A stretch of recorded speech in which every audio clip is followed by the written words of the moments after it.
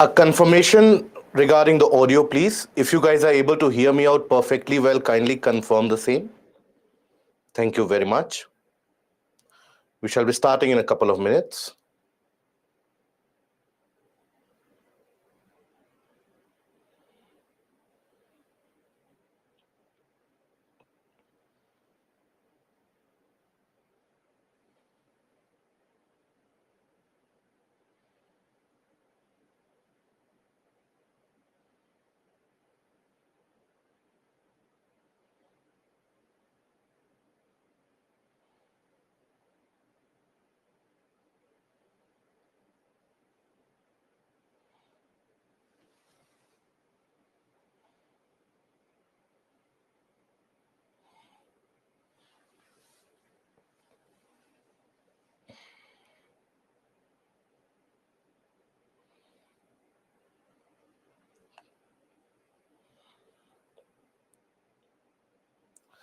Okay. So, hello, good evening to all of you, and welcome to Byju's Exam Prep. Welcome to this webinar where we shall be dealing with the mains answer writing for a few of the issues which were very prevalent, very relevant in current affairs through the month of December. And we shall be analyzing the questions which can be asked from there from various different GS papers. So we shall be analyzing the questions with regards to international affairs. We shall be analyzing the questions regarding public health care, with regards to environment, ecology, as well as one or the couple of questions with regards to geography as well. So basic purpose behind this webinar is very simple: to help you understand how to create and how to carve out questions from the normal topics that you come across. Because in the mains examination, most of the questions that you look at, the most of the questions that you are confronted with, they have a connotation, they have a twist with regards to the current affairs aspect. So that is why it is very, very relevant and very important for us to be able to know that how to write the answer and which portion of the topic should be included in what part of the answer. Now, for those who might be appearing for the examination next year or year after that, or even the year after that, this particular webinar becomes very important because many of you, and if you are honest to yourself, many of you would have the same condition that you would not have had initiated proper answer writing. And without answer writing, you can bid goodbye to your attempt at civil services. That is how important answer writing is in your preparation. So those of you who have not yet started the portion of writing answers, those of you who are not yet used to how to create answers, what to write in the introduction, what to write in the conclusion part, this can be an important orientation or a directional session for you, whereby you get an idea that, okay, when we get this kind of a topic at hand, these kinds of questions can be expected, and this is how easily we can write an answer out of that.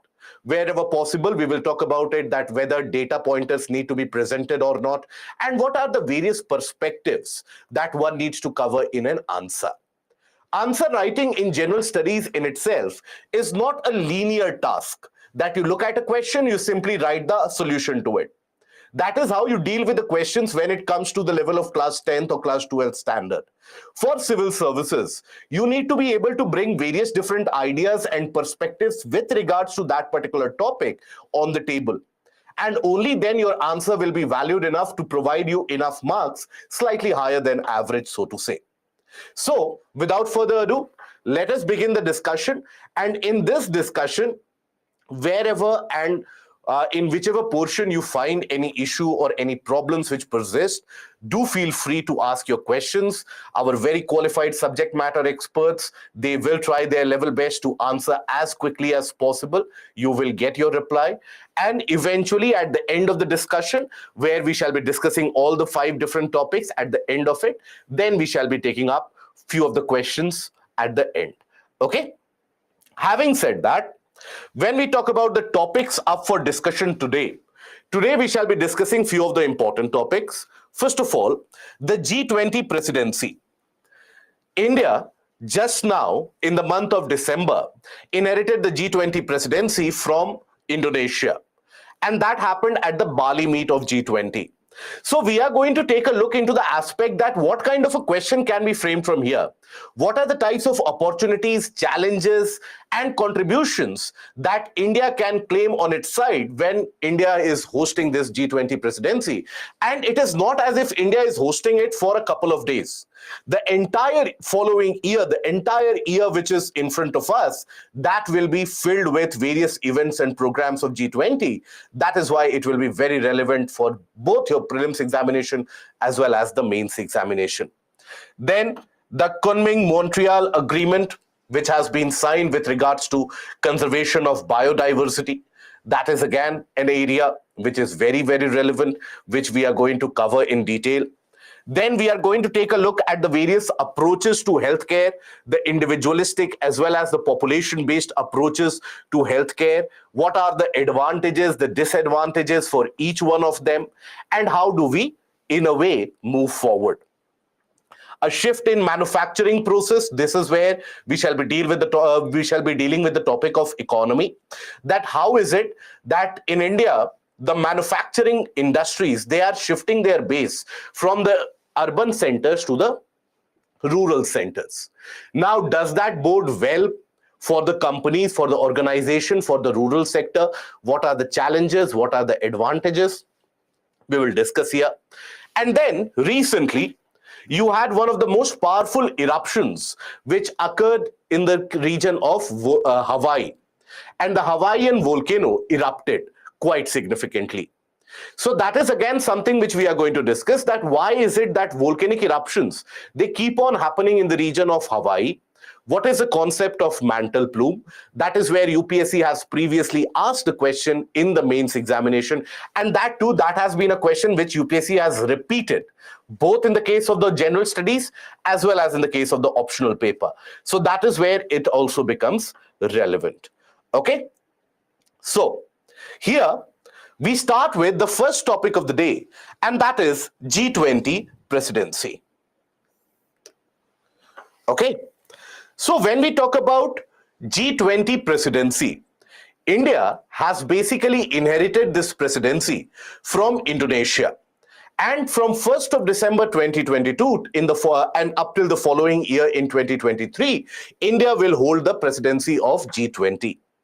So what kind of questions can be framed from this? First of all, let us take a look at the question, and then we shall be evolving our discussion accordingly. So, discuss the opportunities and challenges along India's way to G20 presidency. What are the contributions that India can make to this international grouping? So here you have a two-part question. So when we talk about any kind of a two-part question, always in your introduction portion, you have to address the first part. Always keep that in mind. Many of the times UPSC does ask you that kind of a two-part question. Always in that two-part question, introduction has to occur in the first part.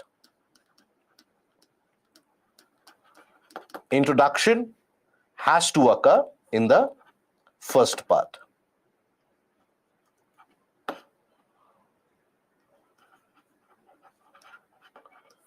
Okay. Now, by the way, this is a question which you can always expect in the portion of international relations. That is a kind of a question which can happen. Now, what is this G20, by the way? G20, as the name suggests, is a group of 20 nations. That is what G20 basically is. It is a group of 20 nations. Group of 20. Now, many of the times, you will face issues with regards to how do we even need to learn the names of the 20 nations at all? Or is there a necessity to do that? Ideally, you should be knowing when you are appearing for the examination and the mains perspective, you should be knowing that. And if you know the names of the 20 nations, it will help you in the prelims perspective as well. Now, how do you remember these 20 names? So, I would suggest you that take the geographical route. Not because I am particularly biased towards geography, but then it is always something which is going to make your task easier. How? Think about it in the perspective of the continents that you have, right? For example, North America. in the region of North America. Continent-wise, in North America, you have three members. Three of the nations are members of G20. You have Canada, you have United States, and you have Mexico.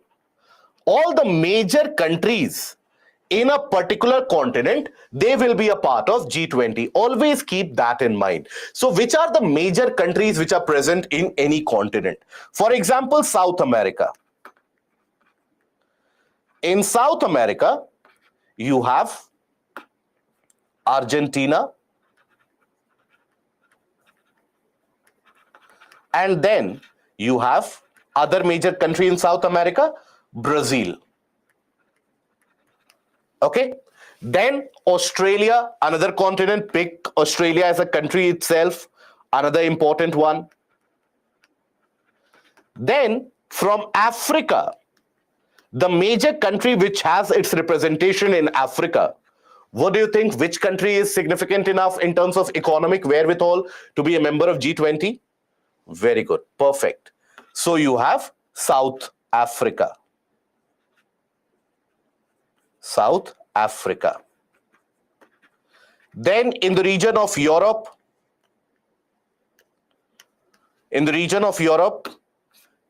generally the powerful economies. So you will have UK, you will have Germany, you will have France, you will have Italy, you will have European Union, and you will also have Russia. Okay? There are two such countries which lie both in the region of Asia and Europe, that is Russia as well as Turkey. So there we will consider Turkey in Asia, for example. In Asia, if you take a look at it, you have Turkey, you have Saudi Arabia,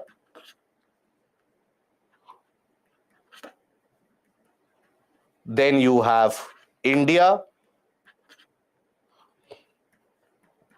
then you have Indonesia, then you have China, then you have South Korea, and then you have Japan. So overall, you can see that just by taking a look and taking care of the important countries which are present in each of the different continents, you can always be able to recount the G20 group. Okay, so by this method, it is the easiest way by which you can have the learning incorporated. Now, when is it that this G20 was founded? That is also sometimes a kind of a topic from where questions are asked. So basically, G20 was founded immediately in the aftermath of 1997 to 98 crisis, the economic crisis which struck the region of South and Southeast Asia and East Asia as well, where you had many different economies, well-to-do economies, they started performing very poorly. For example, Singapore, for example, Korea, all of them, they suffered significantly. So in the aftermath of that, which in a way disturbed the entire global economy, 20 more powerful and 20 most prominent countries of the world, they came together to form this grouping, and that was in 1999. In 1999, this grouping was created. And basically, the presidency does pass through from one region to another. Now, here, when you take a look at the presidency where India is at its helm, India basically has recently unveiled the motto and the symbol for, in a way, for the G20 summit and for the presidency that it is going to hold. For us, we have a kind of a civilizational saying, so to say, that is Vasudhaiv Kutumbakam. That is, the world is our family. That is what forms the part of the motto which has been unveiled for this G20 summit. So here, the motto is one earth, one family, and one future. Now, this particular saying in itself can have multiple connotations, multiple meanings. You can have a direct question framed from here as well, guys. A direct mains question can be framed from here, that India's motto of one earth and one world and one future, one earth, one family, one future, how relevant it is in the present day and age. So you have to talk about the aspects that these motto ends up indicating or exhibiting. So what can be the various connotations of it? For example, when we say one future, when let's say there is a conversation regarding one future, what does that indicate? That indicates a kind of a combined and shared destiny or future, where sustainability will be the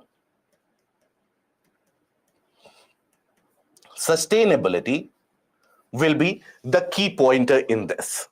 Now, this also means that we have to take care. If you have one future, one shared future, it is not as if this one future indicates that the situation no longer is conducive enough, that you will have one particular country which can think about its bright future while the other countries will be ignored. And while the other countries, they are not made a part of that journey, you will not have a successful rise of any country in the world right now. Because each and every country is dependent with each other in terms of environment, in terms of climate, in terms of economy, in terms of even tackling with disease. Recently, you would have observed that China is going through one of the worst COVID outbreaks since the outbreak of COVID happening in 2020. Now, China experiencing this COVID outbreak, that puts all the various different economies at risk. How? Because first of all, there is a direct risk to health of the citizens of all the different countries. You would have come across the news headlines that various states in India as well, they have started following the rules again, and the prohibitions and the restrictions which we saw last time during the COVID scenario, that has come back. So direct health is at question. Then China being one of the major hubs of global economy, if Chinese economy shrinks or it contracts, that has got its cascading impact on the demand and supply, and also the kind of demand chain that you have, the supply chain network that you have, all of that gets impacted. So automatically the entire globe is impacted by even the slightest of events which happen in any particular region. Other than that, when we talk about, let's say, climate change, let's say we talk about climate change. Even in the case of climate change, you cannot have actions being taken and considered by one country but being ignored by the rest.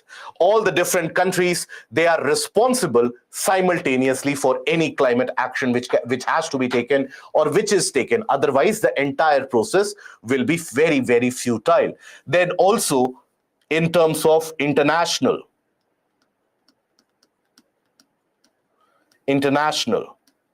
relations.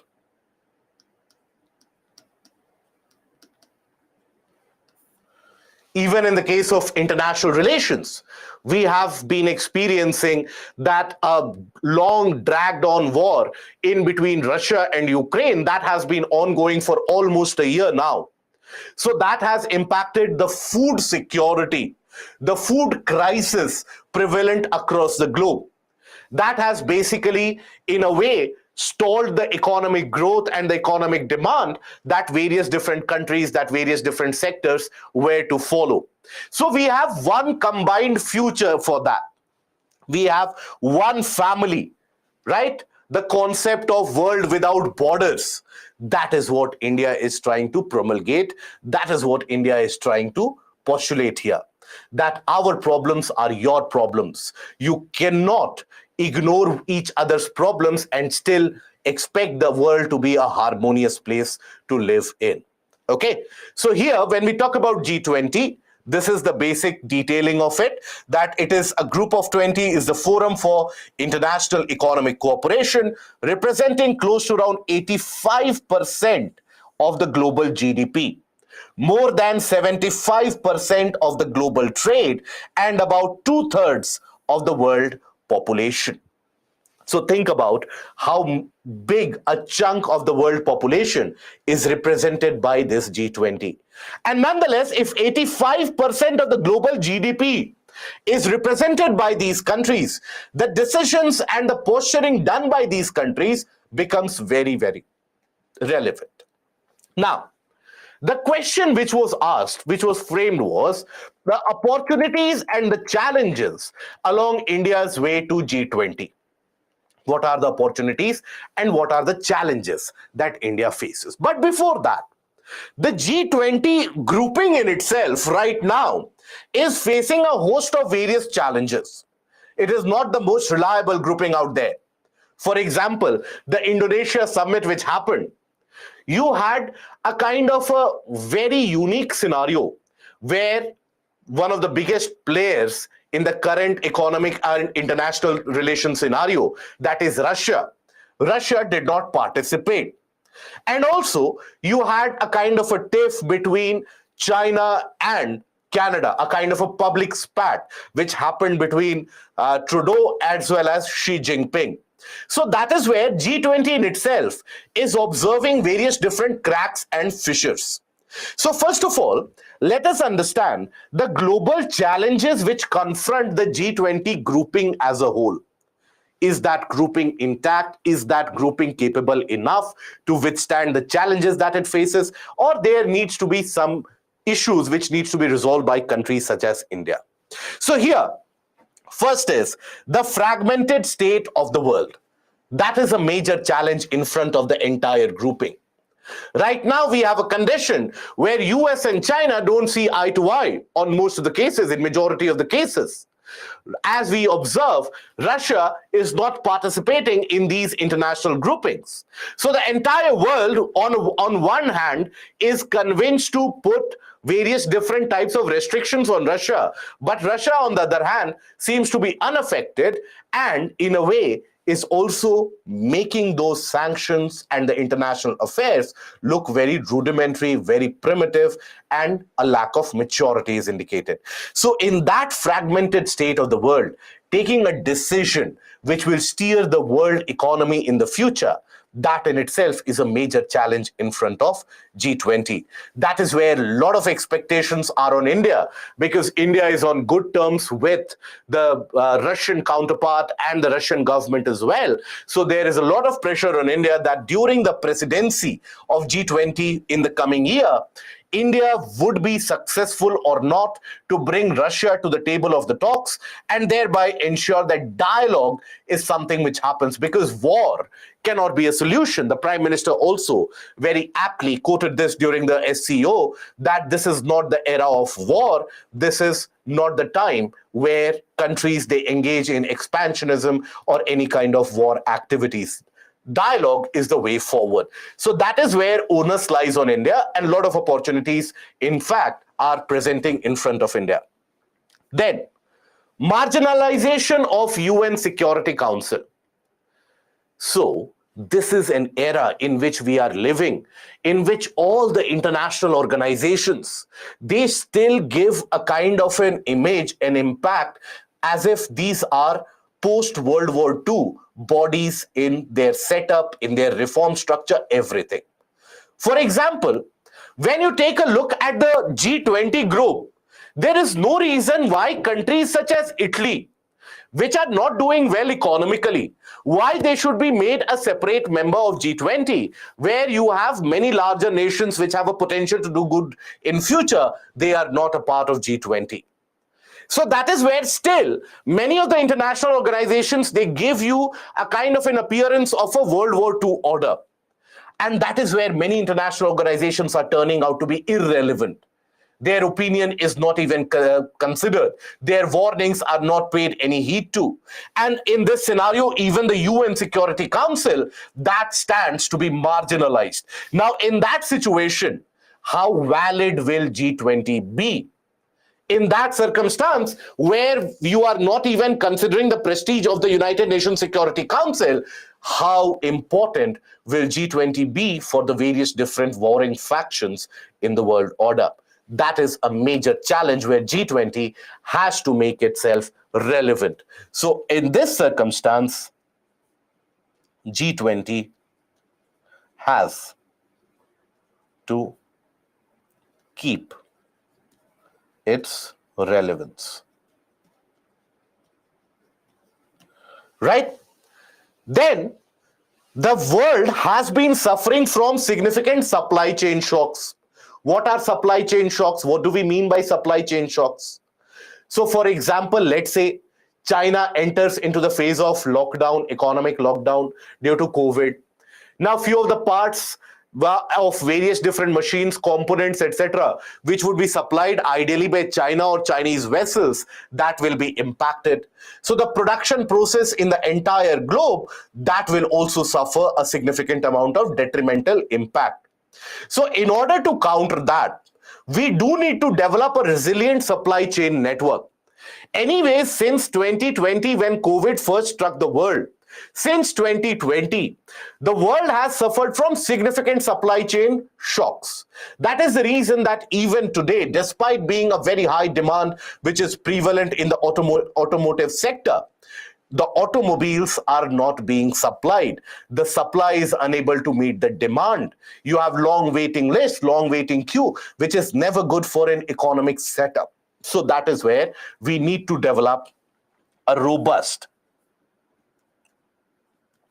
need for a robust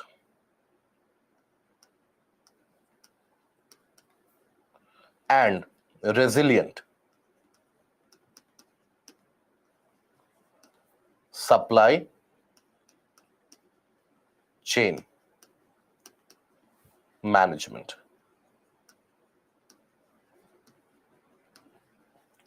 Climate financing, another major issue. Even within this grouping of G20, you have many countries which don't see eye to eye. Now, not only climate financing, recently you had the finalization of global biodiversity framework. Under that also some amount of financial sum was deployed. Now there also the developing nations have a different demand, that there should be a common but differentiated responsibility when it deals with climate change, so that the developed nations, they take their own share of responsibility, they end up investing more, whereas the developed nations have that kind of expectation that the poorer countries should continue to spend in order to mitigate the impact of climate change. So this is also a major issue where the members of G20, they don't agree about any point.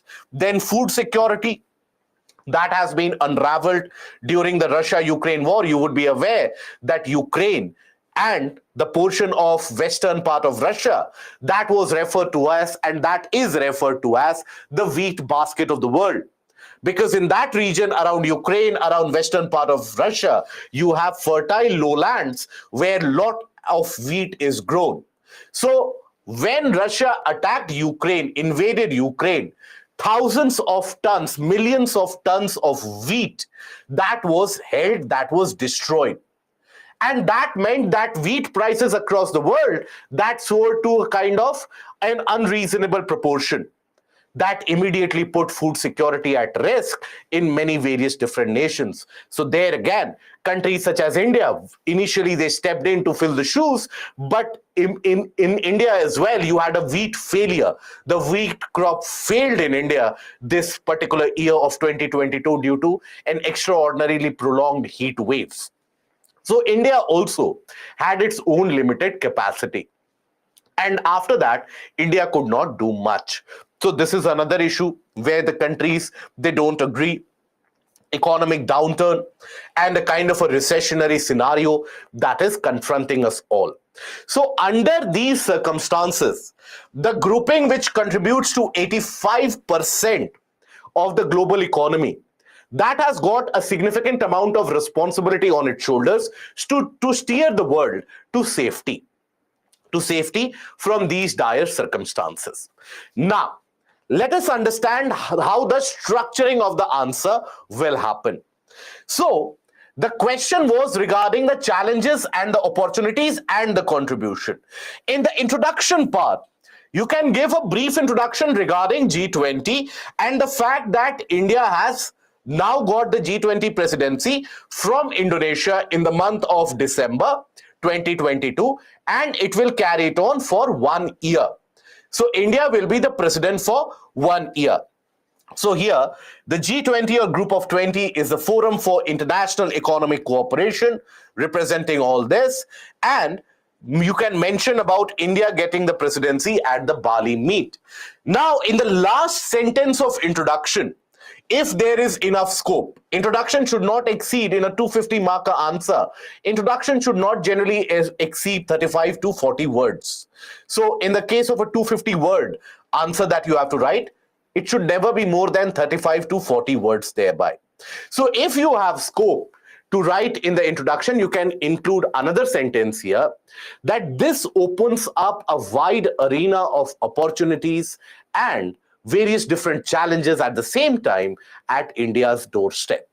Now, what that sentence will do is it will in a way designate a kind of a flow when you move on into the body portion, so that the introduction and the body should never in a way appear to be disjointed. It should always appear that the body is directly flowing from the portion of introduction.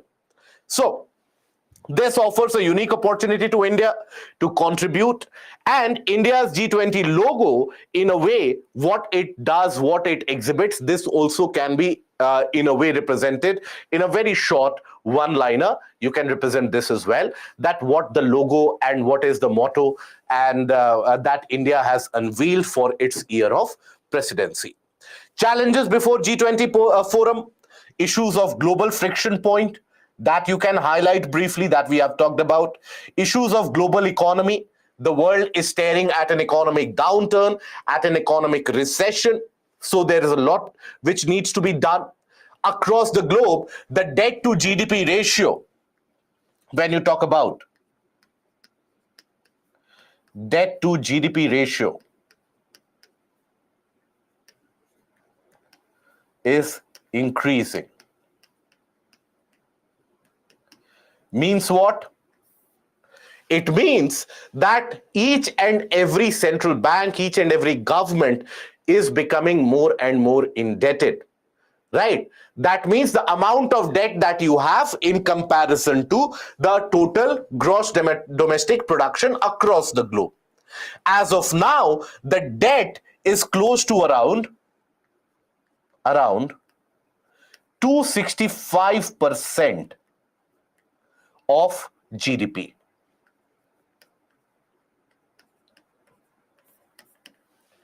So think about it, that 65% of GDP is the debt across the globe. So that means you have very limited possibilities available with the various central banks such as Reserve Bank of India, Federal Reserve in the case of United States, etc. They have a very limited legroom to deal with the aspect of slowdown of growth, with the aspect of inflation, etc. So that is why, for example, in the region of UK, observe what is happening in UK. Issues of economy are bringing down governments like House of Cards. One after another, the government falls. So that kind of instability is something that the world is staring at. So globally, we need to make currency swap agreements in a much more lucid manner, much more easier manner. We need to create a kind of a reliable supply chain for various different products, for various different companies. Many companies, for example, they are relocating from places such as China into places such as India. All these issues need to be tackled with. You have tax evasion done with the FANG group of companies, that is Facebook, then you have Google, then you have Apple. all these, they are evading taxes in various different parts of the world. That needs to be addressed. Issues of climate change and the ecological protection that we have already talked about. Now, what are the opportunities in front of India? So basically, during this course of the entire year, as long as India remains the president, thereby there shall be around close to 200 meetings. 200 meetings of the members of these G20 nations. Not necessarily the head of states. The meeting for the head of states for G20 will happen between 7th to 10th of September in 2023 in New Delhi. That is where the meetings of head of state will happen. Okay, let me write that as well. Meeting of head of state. That is supposed to happen in September 2023, where? In New Delhi.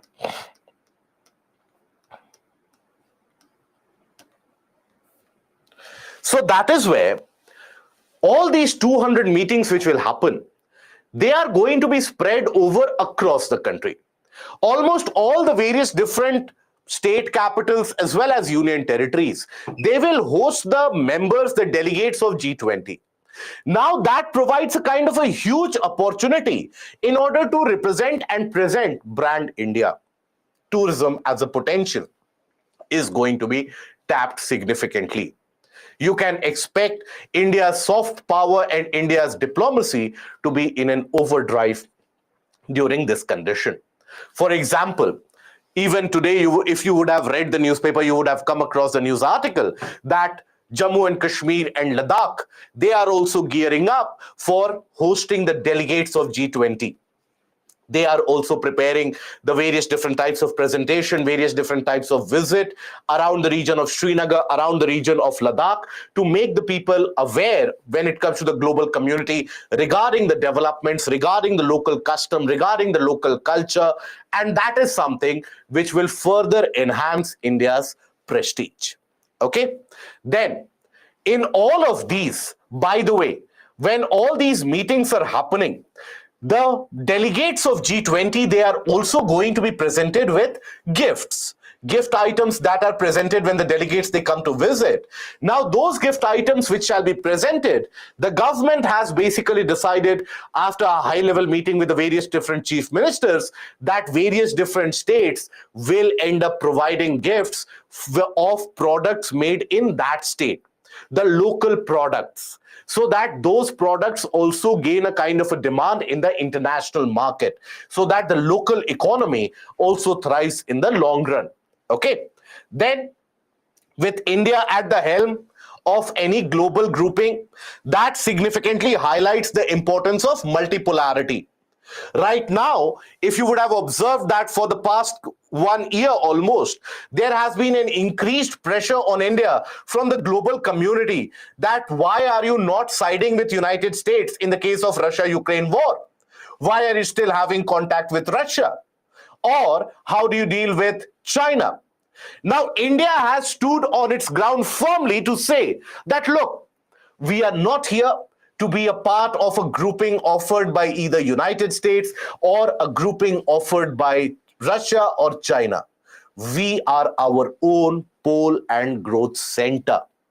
We are not dependent upon the various superpowers. The era of superpowers is long gone. This is the era where the world grows together. This is the era where supply chains are interlinked. This is the era where a country like India can be very instrumental in fighting diseases and humanitarian assistance and disaster relief. So that is where multipolarity comes into picture. In fact, even recent speech made by our Foreign Minister S. Jaishankar in the United Nations, that also was on the topic of multipolarity, where he talked about the fact that how certain countries, they have basically ignored the problem of terrorism a problem that India faces on a day-to-day basis. So India will get an opportunity to highlight its problems such as terrorism, which emanate from the neighboring areas. Then, indicate the role played by the long contentious issues such as agricultural subsidies, climate funds, etc. Now, while India is hosting this, India has got the unique opportunity to provide its perspective that, for example, why is it that agricultural subsidies are important? Now, for many of the developed nations, there should absolutely be no subsidy provided in agriculture.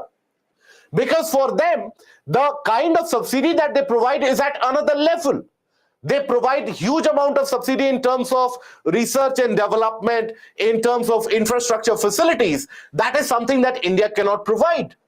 So that is why you will often come across news articles that even on the platform of World Trade Organization or WTO, India has been sidelined by many developed nations during negotiation because India does not or cannot let go of agricultural subsidy.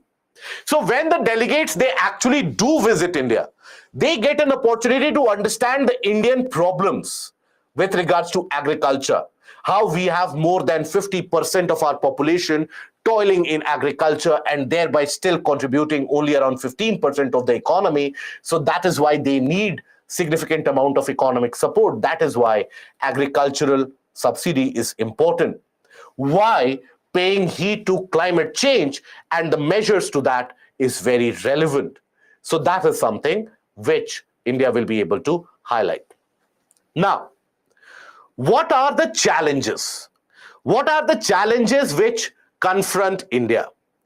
Now here, when we talk about the challenges confronting India, first of all, the major challenge will be to convince the global power to engage with each other. Are they ready to engage with each other? Are they ready to sit across the table and actually initiate a dialogue? Because as of now, the conditions, they do not seem conducive. The conditions are not conducive, or you cannot even fathom a scenario where, let's say, the Russian counterparts will sit across the table with the Canadian or the Western powers and thereby negotiate a truce. So how to get them all on the same negotiating table? That is a major challenge. Then a contentious border. This is basically with regards to India and China. Now, India is facing border issues with China, and China recently, for the past 2 to 3 years, or slightly more than that, around past 4 to 5 years, China's presence in these G20 forums and these G20 meetings, that presence of China is growing. It is enlarging. So that is where India and China, they are locked in a tussle, and it will be a challenge for India to have a conducive dialogue or a conducive agreement to be reached at. Managing a consensus, a very difficult challenge. Then addressing issues of trade imbalances. You have huge trade deficits. Even in India's case, you have a huge trade deficit developing with China. Right? So how to, because when you have trade imbalances which are prevalent, trade can never be sustainable. It will always be short-lived. So that is again another major issue which is here. Right? Trade will always be short-lived. So how to make it more sustainable? Influencing climate actions and actions on food security. Actions on food security. Consensus refers to a kind of an agreement which is reached. Okay? That is what is consensus. Okay? Now, then contributions by India. What are the contributions that India can make? First of all, India can provide a kind of a global common in terms of offering a platform to carry out the process of mediation, etc. There, India can provide a relevant platform. It can provide a lesson to the world when it comes to digital economy, when it comes to women empowerment. For all these aspects, India can become a kind of a model for the entire world. It can showcase its democratic credentials, right? Oftentimes, the democratic credentials of India, they are questioned the world over. So India can actually take people and the delegates to various different parts of the country, and they can show how resilient and robust our democratic setup is. The last person on the ground, that is also equally important when it comes to electing the government in power. So that is where India's contribution will lie. In India's contribution, you can also write here soft power.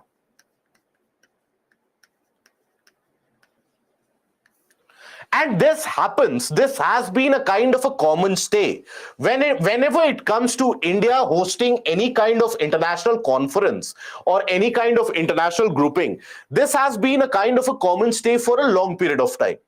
India's own cultural traditions, India's own traditional ethics, ethos, everything is a kind of a lesson for the entire world in aspects of how to deal with the poor sections of the society, how to deal with the elderly sections of the society, about spirituality, etc. That is where India has always been a global beacon. So that is again something that India can provide with the help of its art, movies, etc. India can help provide enlightenment to a large sections of the globe.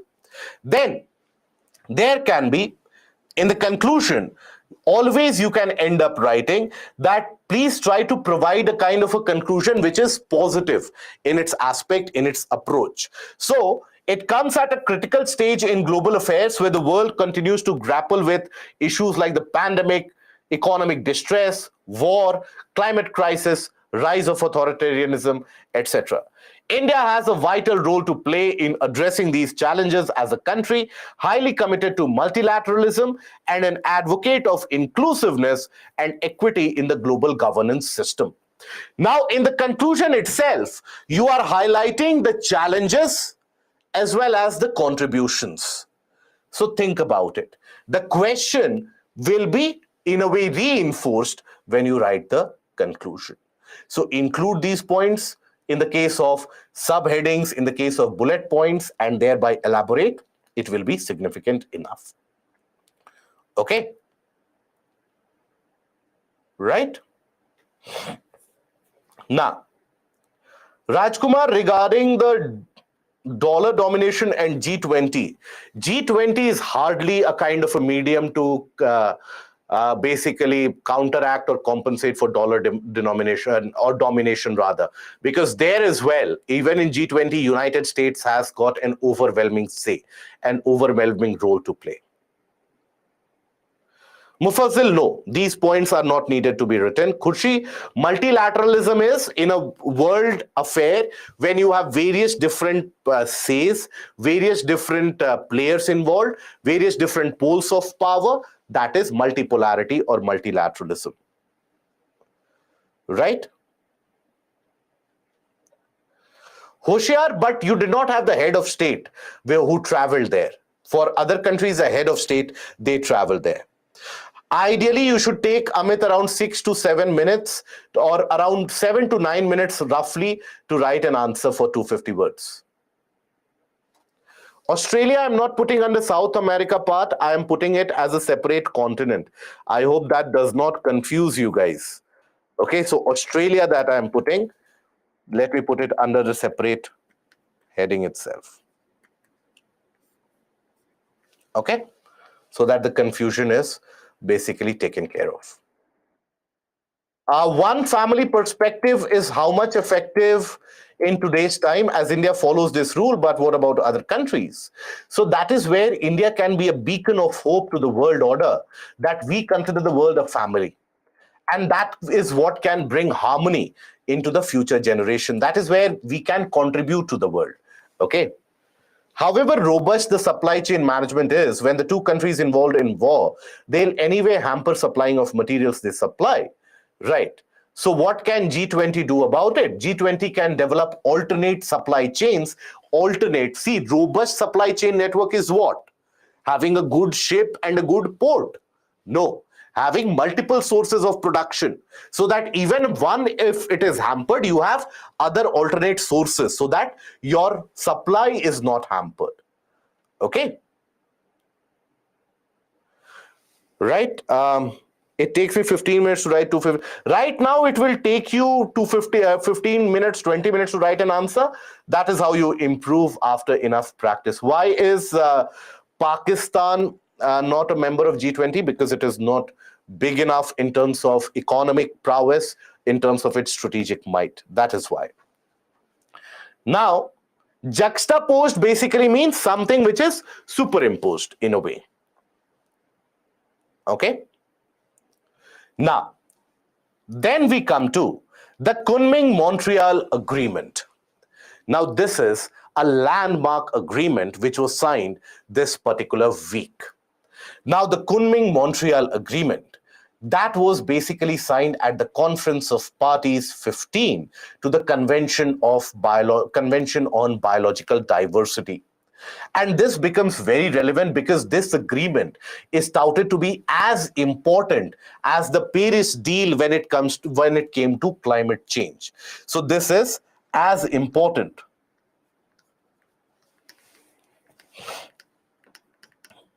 as the Paris deal.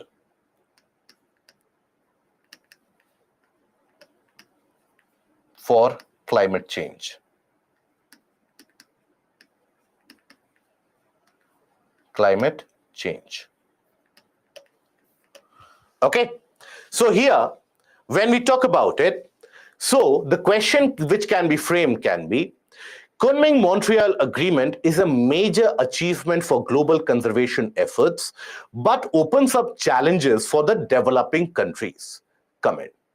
So in this, here, if you analyze and decipher the question has got a positive connotation, it has got a negative part which needs to be addressed. What is the positive connotation? The positive connotation is that it is a kind of a major achievement for global conservation efforts, but at the same time, it is challenging for the developing nations. So here, when you write the introduction, you write about what this agreement is. So what is this agreement? So it all starts from the 1992 Rio Summit. 1992 Rio Summit. Right? Which was also referred to as the Earth Summit. Now in this summit, you had three major conventions which were signed. What were the three major conventions which were signed here? One was United Nations Framework Convention to Combat Climate Change, right? United Nations Framework Convention on Climate Change. It is under this that you have the Kyoto Protocol, the Paris Agreement, etc. All of that comes under UNFCCC. Then other one was Convention on Biological Diversity, or CBD. And then the other was basically Agenda 21 was a document, it was not a convention. And then another was United Nations Convention to Combat Desertification. These were the three major conventions which were signed. Out of these, the Convention on Biological Diversity, Convention on Biological Diversity. That is the area which deals with the threatened biodiversity that is present around us. Right? Now, basically, when we talk about biodiversity, biodiversity faces a kind of an immediate danger, a kind of an immediate threat from certain sources. What are the sources from which it faces danger? So basically, the threats to biodiversity include destruction of habitat,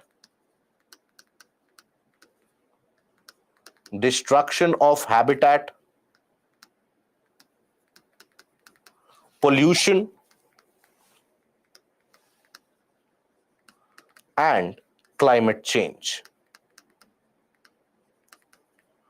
So basically, this particular Convention on Biodiversity that aims to address these issues and provide for a kind of a protection of or a kind of a preservation and conservation of biodiversity. Okay, so that is where you had the CBD, which is very relevant. So if you take a look at the detail of CBD, this is where you had the CBD or the conference which was held, the conference of parties, that is what we refer to as COP. COP refers to Conference of Parties. Conference of Parties. This is the highest decision-making body. Highest decision-making body in a convention. Now, where is Kunming situated? In China. So, COP15 or Conference of Parties 15 was supposed to be held in China in 2021. So that is where some portion of it was held in China. Some discussions were held where members were not present physically, but virtually they ended up connecting. And there, certain decisions were made. You had the Global Biodiversity Framework. That was something which was initiated to be made there. Now, thereafter, after a prolonged negotiation encompassing almost 1 year, after that, you had a set of declarations, a set of goals which were set by this agreement. This agreement overall declares 4 goals and 23 targets. 4 goals and overall 23 targets. And these targets, they are for the first time quantified. That what is needed to be done, how do you measure it? That is why it is considered landmark. Because earlier as well, you had lot of decisions, lot of meetings, lot of agreements regarding conservation of biodiversity, but no realistic targets to be achieved. For example, you are preparing for your civil services examination, all of you.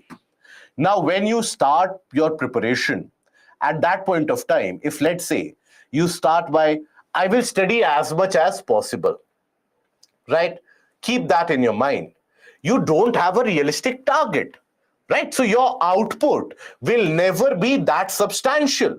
On the other hand, if you have a target, an achievable or a quantifiable target that, okay, optional is something which I will finish by the month of December or January. From February, I will focus only on the portion of GS.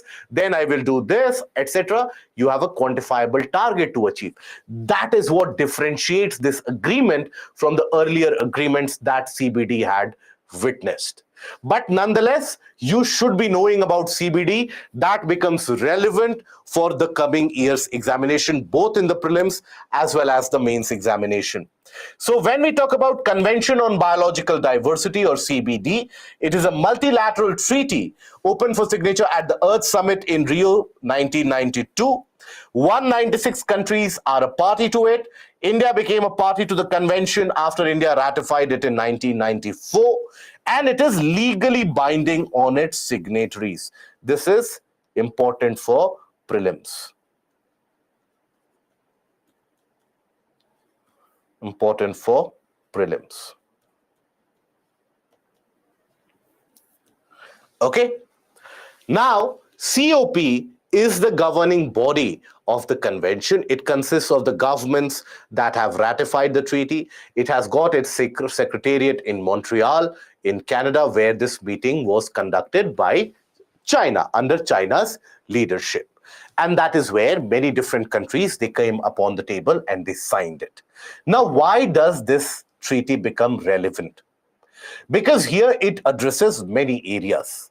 So, when you start writing the answer of it, again, looking at the structure, so in the introduction, you have to mention the details of the agreement. Okay, so when you take a look at the question, is a major achievement for global conservation efforts. But what is a major achievement? The Kunming-Montreal Agreement. That is a major achievement. So this should be addressed in the introduction.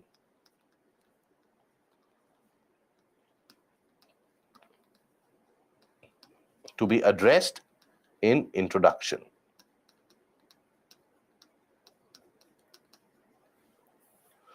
Okay.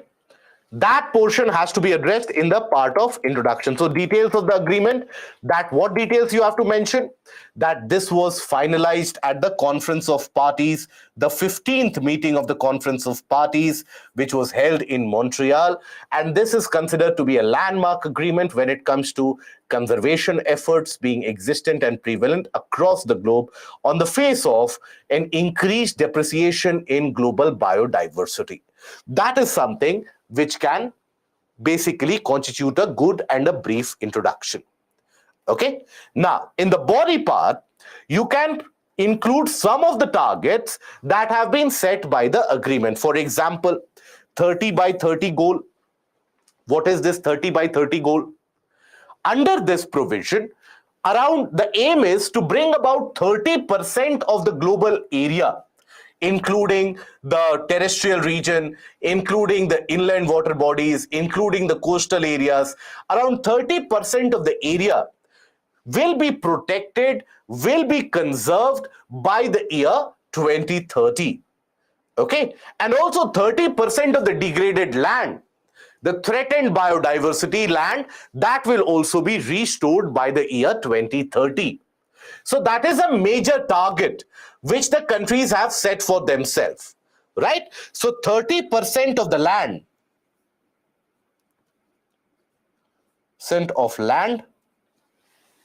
by 2030, right? 30% of land, what? Are they going to buy it? No, they are going to conserve it in a multimodal approach where they are going to involve multiple members. Then finance. So for the first time, basically in this biodiversity, global biodiversity framework, you have a set finance where every year the developed nations, they are going to provide some amount of money, some amount of financial support to carry out the process of conservation. And that is supposed to reach the quantum of close to around $200 billion every year by the year 2030. Even this amount is termed to be grossly inadequate because the process of conservation is very costly. And the poorer nations, they don't have enough money to spend on conservation. So for them, the cost incurred is disproportionate. We'll talk about the disproportionate cost slightly later. Indigenous rights, rights of the basic population, the population where that biodiversity is present, they should get the fair and the basic advantage, and the sharing of the knowledge should also happen. So that is something which, under the Convention of Biological Diversity, under that part, you had a Nagoya Protocol which was signed in 2010. So under the preview of Nagoya Protocol, you have the fair and access sharing in terms of the indigenous people and their rights. So that is where for the population and making them a part of the conservation effort, making the local population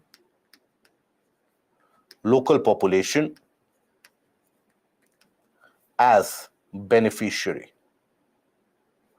as a partner and beneficiary.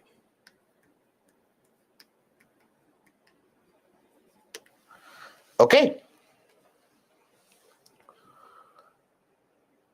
Yeah.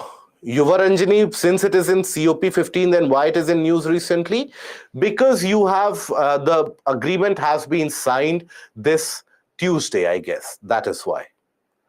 Okay. Can we provide the headings of intro, body? No. Don't write introduction, body, and conclusion. Your answer should seem to be complete and independent on its own. Okay? Right? I hope that is clear. What rights will be given to the local population? Abhijit, the local population will get fair and equitable access sharing rights, whereby if you have any particular biological diversity in a region, any kind of benefit which is accrued from it, maybe a biological plant or a medicine is made from a particular kind of plant. So the local population will be made a part of that profit sharing. So that is where indigenous people and their right will be respected. Okay. Now, here for Kalpana, for introduction and conclusion, ideally I would say for a 250-worded answer, you should basically be in the ballpark of around 30-35 words. This is not the Montreal Protocol, Santosh. Montreal Protocol is completely different. This is Kunming-Montreal Agreement. Okay, you have Montreal Convention, which is different. Montreal Protocol is completely different. Montreal Agreement is completely different. Okay. Yes, Swapnil, Kunming-Montreal Agreement comes under CBD. Mohit, COP27, which has happened for UNFCCC. This is for CBD. So both of them are very different. One is for climate change. COP27, which was concluded in Egypt, was on climate change. This is for conservation of biological diversity. Okay? Right? Now, here, conservation of critical ecosystems, responsibilities to big companies. Now, this is again relevant because for the first time, major companies and various different countries, they have been in a way asked by the host of different countries in this agreement to basically coax the big companies that are present. For example, the large companies that you have, let's say operating in United States, they will have to provide a kind of a detail in terms of what are the impacts that the company's operations have on biodiversity. And thereby, with this aspect, they can always garner private funds as well from these companies as well. The aim is to give or gain certain contributions from these companies. So, impact analysis,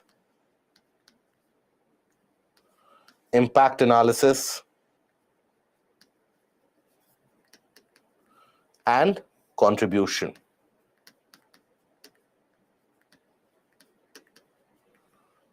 Okay, and they have to basically reveal this impact in at max in the duration of 5 years, but it can be done much earlier as well. Now, subsidies which are provided. Subsidies, for example, agricultural subsidy. There is a plan, there's a target set that by the year of 2030, $500 billion in agricultural subsidies across the globe, that will be cut. Now, this is where countries such as India, they find themselves in a kind of a fix. They find themselves in a kind of a difficult scenario. That how is it possible that we are going to cut short our agricultural subsidies? They become very relevant. They are very, very important. How can we cut it short? Right. So that is where it is one of those contentious issues where many of the developing nations, they did not agree, but it was driven particularly hard by the developed nations and countries such as United States, which have for a long period of time been against the agricultural subsidies. Because the subsidies that the developing nations provide, they are in a different form. Agricultural subsidies that countries like India provide are in the form of cheaper fertilizers, cheaper seeds, etc. Whereas United States, on the other hand, countries such as United States, European nations, etc., they spend a lot more in agricultural support to the farmers, but not in the way of providing direct seeds. They will give better roads, better infrastructure, more research is provided. So always they will have more facilities, but this is where you have an issue between the developing and the developed nations. Invasive species, they also threaten the biodiversity significantly. That is also a major threat due to which the existing biodiversity is getting depleted. So invasive species, their population to be reduced by around 50%, their occurrence to be reduced by around 50% by the year 2030. So to be reduced by 50%. Reduced by 50% by 2030. Okay. Then hazardous chemicals, insecticides, pesticides, which cause eutrophication in water bodies, provide or significant amount of land pollution, land degradation is to be caused. Here also, now observe, in all of these, you have a significant quantification which is done. Rather than having a vague kind of a output, a vague goal which is set, quantified goal setting is done here. Now, why is this deal a major milestone, a major achievement? As the question mentioned, why is it a major achievement?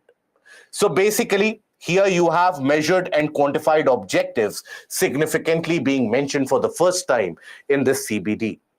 When we talk about CBD, Convention on Biological Diversity, I hope that you are aware. In case you are not aware, you should know that basically in the year of 2010, you had a conference of party where in this you had Nagoya Protocol.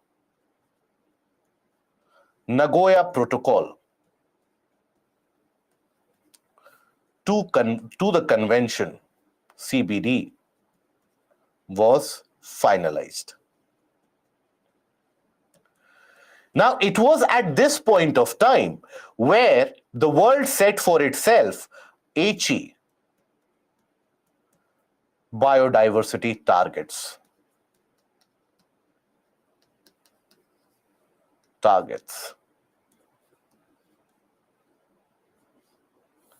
These were a set of 20 targets. Set of 20 targets to be achieved by 2020. So, the Convention on Biological Diversity, they had set for themselves a roadmap to be working upon up till the year 2020. But what after 2020? What is the direction that the global conservation effort should take? That was not yet finalized. Generally, the path ahead is finalized way before the expiration time. For example, if you have to decide the path beyond 2020, generally it is decided by year 2019 or 2018, but this time it had not been finalized. So that is why this agreement provides a major breakthrough. Having said that, the HE targets, set of 20 targets, 5 strategic goals, and in that you had various targets. Now, what do you think? Has the world been able to basically meet these targets? What is your honest expectation of the world by now? Because by now you have also read a lot. Yes, most of you are correct. There was none of the countries are present which have met this target. None of the countries have been able to achieve this target. So that is why it is a kind of, the critics are saying that you are simply shifting the goal. Now, none of the countries have been able to meet the earlier targets. Now you are shifting the goalpost. Why will this time be any different? Okay, but nonetheless, it sets up funding mechanism for the developed nations, which is separate from the Global Environment Facility. And it talks about setting up a different organization, a different body to carry out the process of funding. It addresses the issues threatening the biodiversity in a kind of a globally holistic manner. So that is why it is a major achievement. Now, why is it challenging for the developing nations? First of all, inadequate funds allocated.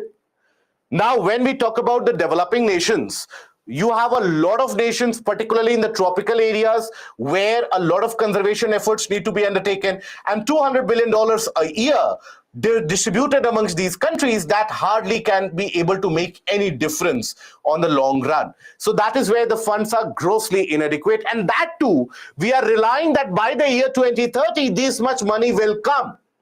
We do know that the world is staring at another economic recession as we speak. So if that recession hits the globe, then you can forget that money also being able to come. Disproportionate cost involved for poor nations. Now, when it comes to the poorer countries of the world, they end up spending a lot more amount of money on conservation as compared to what their income is. For example, let's suppose a country like United States that spends 4 billion. Let's suppose, I'm just giving an example. United States, let's say, provides or in a way contributes $4 billion for conservation of biodiversity in United States. Now, a country which has its economy pegged at around 15 to 17 trillion dollars, for that country, $4 billion will form a very minuscule proportion. Now, a country in Africa or a country in Asia, where the overall size of the economy is around $200 billion, in many of the cases less than that, if they start investing $4 billion, $5 billion in conservation, that is something which obviously is disproportionate. So that is why conservation efforts to combat climate change, that always has a kind of a disproportionate cost involved when it comes to poorer nations. Issues of subsidies, that is something developing countries are not at all comfortable with. They want agricultural subsidies to continue, because most of the developing nations, they are agrarian economies. They cannot perform well without the provision of subsidies, particularly providing support to the lower strata of income level, and not much real progress as compared to HE goals of 2020. Even the goals and the targets that have been set here, they are in the same line as compared to the HE targets. So in that ways, it is not very different. So overall, this agreement has indeed been historic, considering the global friction points which exist on issues of conservation. However, alienating the concerns of the developing nations who happen to deal with these issues at a greater intensity, at a greater frequency, can render the goals as futile. The need of the hour is to prioritize nature but not ignore the plight of the fellow humans in the developing nations. Only then can we have this agreement to achieve a kind of a success that we all desire. So that is something by which you can conclude the answer. Okay. Why developed nations, why do they oppose subsidies? They oppose subsidies because for them, it appears as if the entire trade and the cost in the market, that is being impacted by the subsidies provided by the government. That is where they don't want the subsidies. They want their goods to flood the markets of India, etc., rather than Indian goods to be prevalent in the global markets. That is why. Okay. Plight means the pain point. HE targets, basically, HE goals and the HE targets. So HE is a place in Japan. Based upon that is where the Conference of Parties was held, and that is where a set of 20 goals were decided to be achieved by 2020, and hence they are referred to as HE targets. Okay? Right? Now, is CBD document regarding sustainable development under your COP is related? No, COP is related only to CBD in this case. It is, see, all these conventions, they have their Conference of Parties. So that is where it is related only to that. Nagoya is in Japan again. Subsidy is a kind of an economic support that is provided. Yes, Ashish, this question is very, very relevant for the exams in the coming year. Should we study about all the past Conference of Parties? No, not needed. Only few of the major ones, that is more than sufficient. Hoshiar, why important protocol like Kyoto, Nagoya? Because that is where Japan has been successful in bringing the various different parties together and agree to an agreement in most of the cases. Kunming is a place in China. That is where the Conference of Parties was supposed to be held, but it was not held there, so it was held in Montreal. UNCCD also has a Conference of Parties. It was held in India in the year 2020, in the month of September, when the COVID restrictions were relaxed. That is when it was held in India. Okay? Now, then we come to the questions with regards to public health care.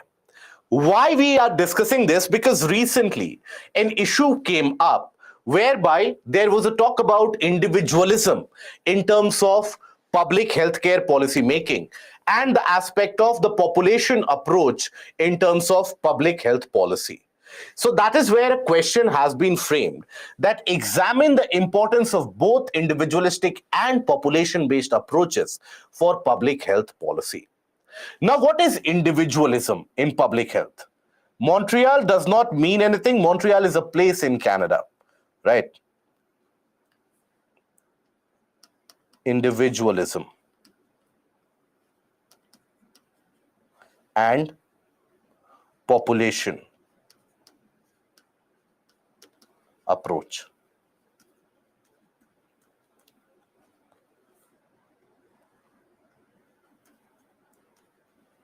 Now, what are these approaches? So when we talk about individualism approach in terms of public health, right? Public health, we are dealing with the health conditions, the health policies that are prevalent in the public sector of healthcare in our country. We are not talking about the private sector here. Public sector, the government hospitals that you have, right? So individualism approach here deals with when you start making policies to help each and or help a kind of at an individual level. For example, provision of vaccine. For example, where you end up deciding the public health policy, that how it will impact the individual level. So here, policy is made. Policy is made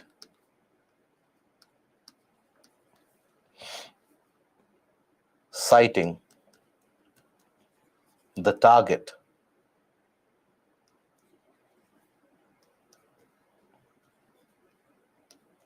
as individual or betterment of health at individual level.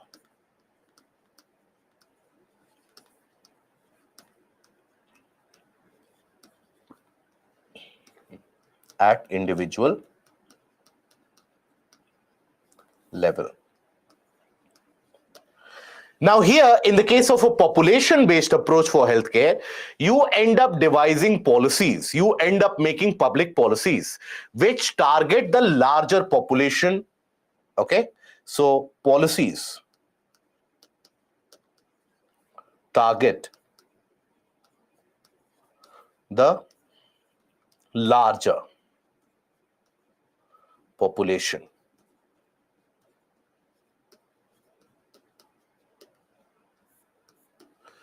For example, now let's say you have to provide healthcare, right? Healthcare insurance. Under that, under the program of Ayushman Bharat, you provide a cushion of around 5 lakh rupees to the poorer section of the society or the section which wants to avail it, whereby they get a kind of a cushion that if you get hospitalized, you will be paid 5 lakh rupees or 5 lakh, you will not be paid, but expenses worth 5 lakh rupees will be covered by the government of India, right? In case you get hospitalized. Now, on the face of it, this policy seems to be very nice, but this policy is aimed at the individual, that if I get hospitalized, government will take care of me. But what about the conditions of hospital in general? If you think about it, across the country, how many percentage of population do you think they get hospitalized? You have only around in between 3 to 5% of the population in our country, only 3 to 5% they get hospitalized. Rest of them, they don't get hospitalized, but nonetheless, while visiting the hospital, while buying medicine, while consulting doctors, etc., they end up incurring a lot and a high amount of cost. Now there comes another metric that you should know about, and that is out-of-pocket expenditure. Out-of-pocket expenditure.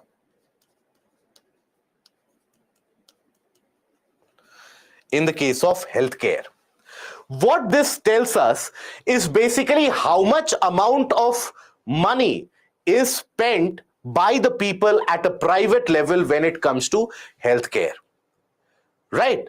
So in the year around 2004, 2005, at that era, 2004, 2005, in India, the out-of-pocket expenditure by personal individuals was close to around 70% on healthcare, right? Whereas now it has reduced in the year 2019, 2020. This has come down to 45%. Now, out-of-pocket expenditure, which is done by an individual, 45% is on healthcare. It is not as high as 70%. So that means that yes, there is some amount of saving here. Out-of-pocket expenditure means what? How much amount of money that I have, I am ending up spending that in the healthcare. Right? So the more money that I am able to, or that I am forced to spend on healthcare, means lesser money I have for myself, lesser money I have for the family, for the economy, and in general, the economic system languishes. So that is why this out-of-pocket expenditure, as per WHO standards, as per global standards,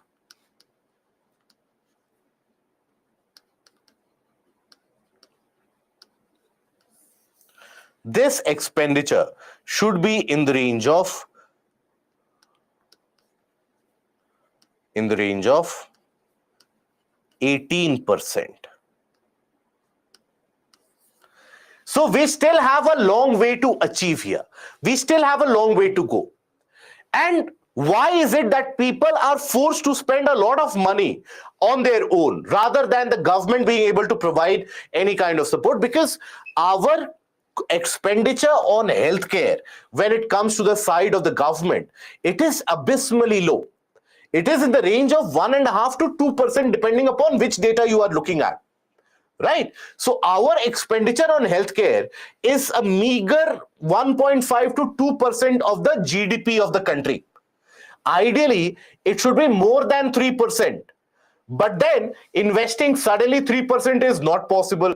So even if we manage to increase it to 2.5 or somewhere between 2.5 to 3% in the coming years, that in itself will provide a lot of relief to the individuals. Now, where does this debate come in? That individualistic and population-based approach. So understand this. Now, suppose, let's say you have a scheme whereby you are taking care of the hospitalization of the people, but only 3 to 5% of the people, they get hospitalized. The rest of them, they don't get hospitalized. And in that case, where will their expenses be covered? In many of the cases, you have devised policies in a way whereby you are targeting the individual that, okay, individual will be given the vaccine. But rather than that, if we were invested in a population approach, for example, rather than investing in personal hospitalization, why not make the cost of hospitalization in itself very cheap? Why not make the hospitals accessible? For a large section of the population, hospital is a far-fetched dream, because hospitals are restricted to certain major towns and cities of the country. We still do not have the penetration of the hospital to the rural areas. The public health centers that we have in the district taluka level, they are not up to the mark. They have become a breeding ground for many infectious diseases.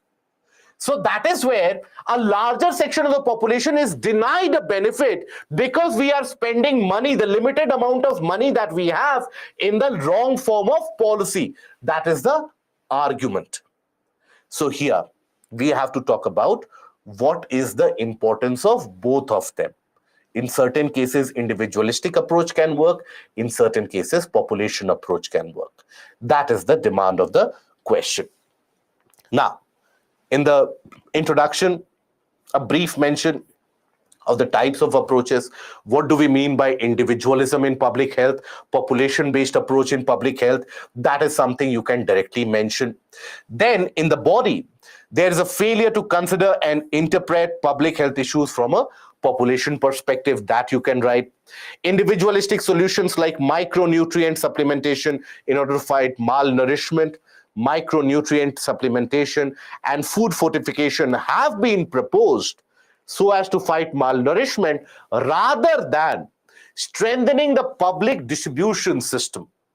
Because malnourishment, in many of the cases, you have malnourishment because access to food, regular healthy food, is not available. Because the public distribution centers, they are corruption points, hotspots. So rather than strengthening that, making it more robust, we are now thinking about that why don't we provide these supplement pills? Why don't we provide other measures? Now that will always be effective in a small population, in a smaller region, but not in a larger area. Right? Supplementary nutrition programs, etc., which can be run at a local level, at a community level, etc., that are not paid attention to. Examples of different approaches can be considered here.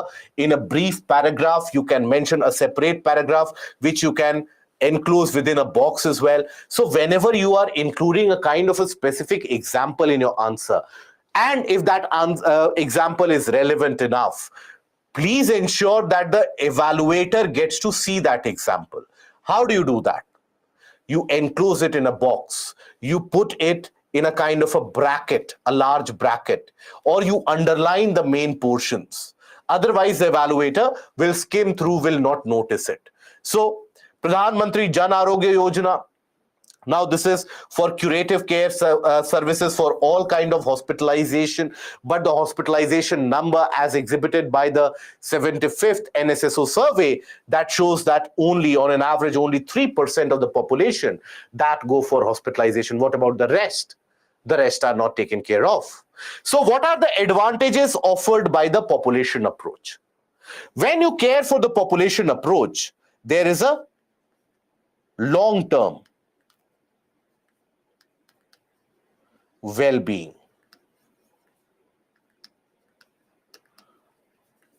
targeted, right? Overall cost reduces. Then development or access to good facilities becomes possible. Right? And with well-being,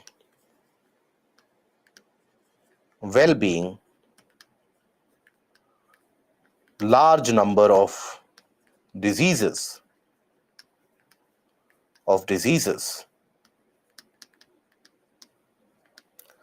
can be eliminated.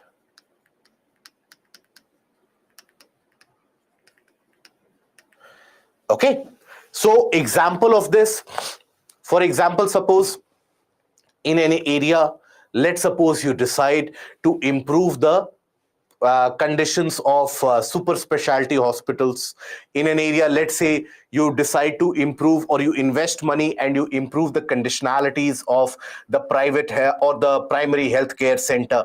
Now, if that is up to the mark, if there the doctors are coming on time, and there if let's say all the facilities, medical facilities are available, instruments are available, medicines are available, then people won't be forced to crowd up in the larger district hospitals. When the burden of the district hospitals will be lowered, their efficiency level will also increase. They will also be able to maintain cleanliness, maintain the regular services. When they will be able to maintain their services, then the access to healthcare in that area will also improve. So that is where overall there will be a cascading benefit if you are investing on a larger population's improvement. Okay. Now, what are the advantages when it comes to individualistic approach? Individualistic approach, it has also got advantages, even though limited. Here, certain diseases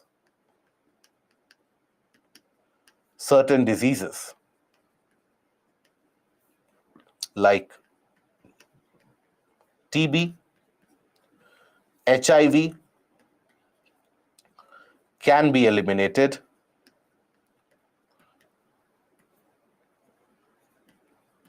by targeted approach. Okay.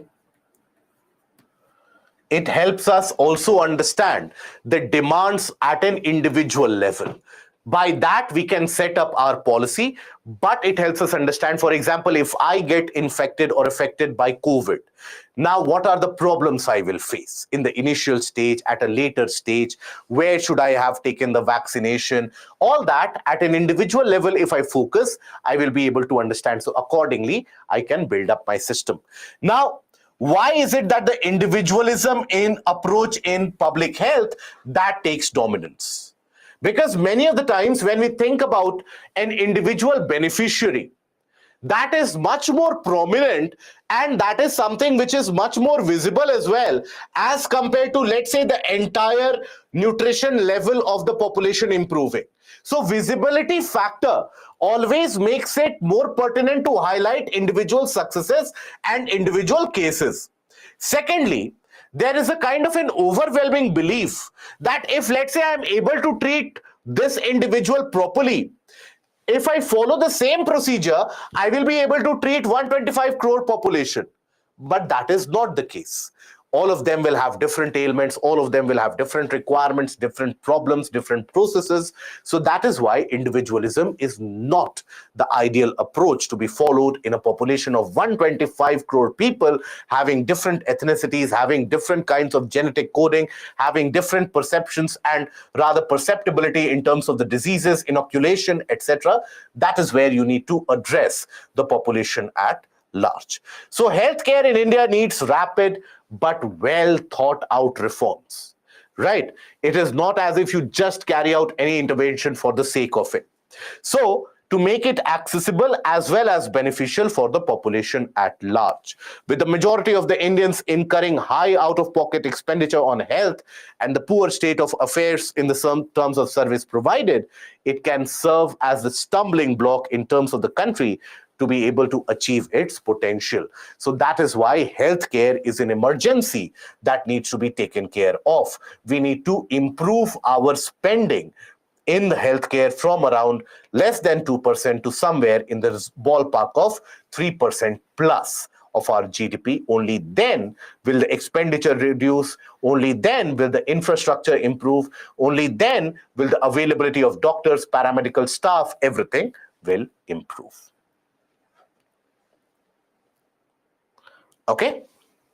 How individualistic approach can reduce diseases such as HIV? So you can have individualistic target in that case, right? When you end up setting up a larger plan for the entire community and entire population, the beneficiaries oftentimes, they get ignored in that. For example, when you make policies for TB, for regular screening, regular testing, even for HIV, thereby the individual level, that those of them who suffer from it, oftentimes they sieve through, they miss through. So that is why for these diseases which can spread out, you need to approach them in many of the cases at an individual level. Out-of-pocket expenditure is the disposable income that I have, how much amount of it I'm spending on healthcare. Okay? Now, individualistic approach here means that you are devising an approach at an individual level, that what is the requirement at the individual level. For example, Ayushman Bharat. Okay. Now we come to the second last topic, that is a shift in manufacturing from urban to rural area.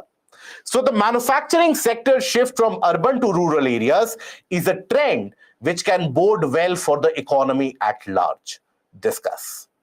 So here, manufacturing sector shift from urban to rural area. Now, this has been observed that the manufacturing sector overall, that is shifting from urban to rural area. There are certain reasons for that. There are certain sets of advantages offered as well. So what are those? So how do you frame an answer for this? So when you frame an answer in the introduction, Various studies and evidences suggest that India is experiencing a shift in manufacturing activity and employment from bigger cities to smaller towns and rural areas. Now, this opens up a host of possibilities, a host of opportunities in front of the rural sector. So, basically, the data from the annual survey of industries highlights that rural segment is a crucial contributor to the output, manufacturing sector's output. 42% of factories and 62% of fixed capital, they are now in rural areas. Now, this is a kind of a result of a continuous investment which has been happening in the rural areas for almost past 15 to 20 years now. That is why majority of the industries, they are shifting from urban to rural areas. They are shifting their production base. Now, in the context of output and value addition, rural factories contributed nearly half of the total sector, whereas in terms of employment, 44% of the employment is in the rural area in terms of these industrial productions. So that tells you about the relevance. Now, why is it that the production centers, they have shifted to the rural areas in the first place? So the production centers have shifted, first of all, in the case of the rural area, the cost involved for operations and for running your industry, for running your factory in general, for setting up your factory in general, the cost involved is very less. Why? The cost of land, if let's suppose you are an industrialist and you are asked to pick up a land in Mumbai or pick up a land in your native place, which will be cheaper? Obviously in your native place, in your rural area, in your village. So the cost of land is less. The amount of salary that you pay in the rural area is much lesser as compared to the amount of salary that you are compelled to pay almost in the urban setup. Right? For contract enforcements, for material supply, for everything in rural areas, it is much more cheaper. Right? So you have lower cost, increased capital intensity of production, whereby let's say in urban regions you face many constraints in terms of the space utilized for production processes, etc. You face a constraint, but in the case of a rural area, you have that flexibility in expansion plans. You can expand your production facility because you are not constrained by space. So in that space that you occupy, the amount of contribution that you can make is significant. And there is also a possibility of capital restructuring. So that is why majority of the large firms, they deliberately shift their base from the urban to the rural sector in order to take advantage of the availability of cheaper goods. And that basically allows them, frees them some amount of money which they can invest in other areas to facilitate growth. So that extra facility which the companies have, that is a huge bonus for them. That is a huge surplus for them and a huge advantage for them. Now, what will be the impact or the consequences of the shift? The shift that is observed, what will be the impact of it? The first, livelihood diversification in rural India. In the rural sector, we do know that majority of the population is indulged in agriculture overall across the country. You have more than 50% of the population which is directly or indirectly involved in agriculture. Now, that will provide some amount of diversification. Otherwise, in the rural area, people, they have only other avenue to find employment, that is work under Manrega as a daily wage worker. So this provides a kind of a healthy diversion, helped in making up of the loss of employment since the time of demonetization, then COVID, etc. There have been a significant amount of unemployment numbers in certain rural areas. So that is where the setting up of the industries, establishment of the production centers, that provides a kind of an employment generation potential. Then it provides an economic base for the transition out of agriculture by generating employment. Now, what it will do is, when it pulls out people from agricultural sector, this will also help, meaning that you have lesser number of people now carrying out agriculture, right? Because many people have moved away. So you will also have the opportunity to can increase increase the agricultural income as more people are diverted away. Why industrialization happening in rural areas? Because of this reason, the reasons that we have pointed out. Okay. Now that will increase the rural demand. When you have establishment of industries set up in the rural areas, it will augment or increase the rural demand. And when the rural demand increases, that benefits how? So when you have an increase in rural demand, let's suppose the rural demand increases. That means production, urban production will also have to increase. When urban production increases, that means more employment. When you have more employment, that means demand in economy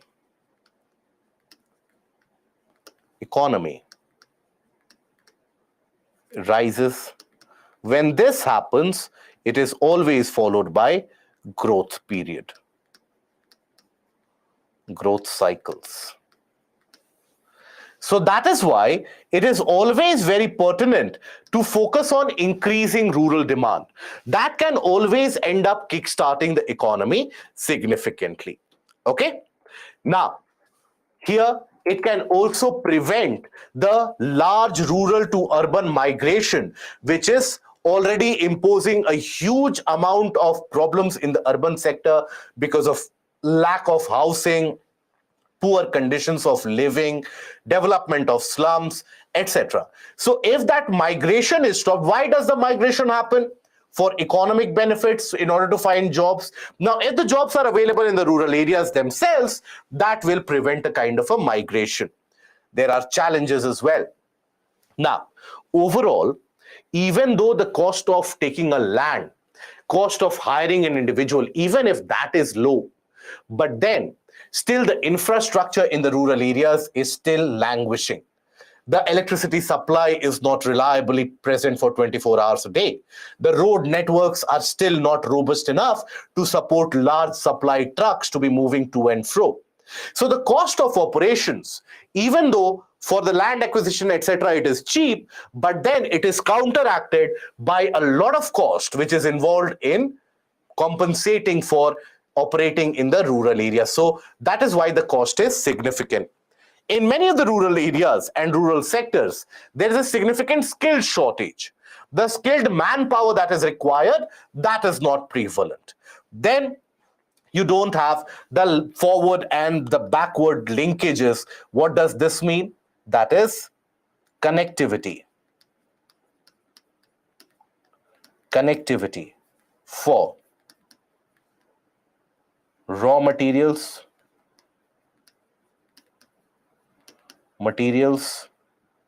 and to the market. That is not available, right? So that is why there is a lot of problem involved for the industries. They don't get reliably the supply of raw materials. They are unable to push to the markets at time, which causes inordinate delays and significant financial cost. Lack of reliable infrastructure in terms of water supply, in terms of electrical facilities, in terms of internet. So that is still what is preventing a lot of industries from shifting to the rural base. So overall, in this area, you can provide, in this kind of a question, you can provide either a conclusion or a way forward, because this is a problem-based question.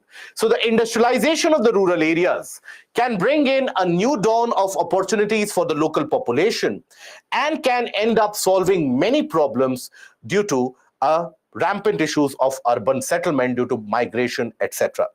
This would be an important step to achieve what Mahatma Gandhi envisioned as Gram Swaraj. Even if you take a look at the directive principles of state policy, there as well in our constitution, under the Gandhian principles, we have talked about Gram Swaraj.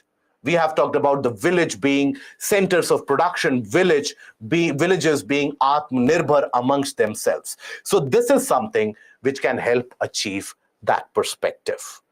Okay? Rampant means something which is very prevalent. Okay? Now, the last topic. Then I will be taking up few of the questions. Before that, we discuss the last topic. That is Hawaiian volcanic eruption.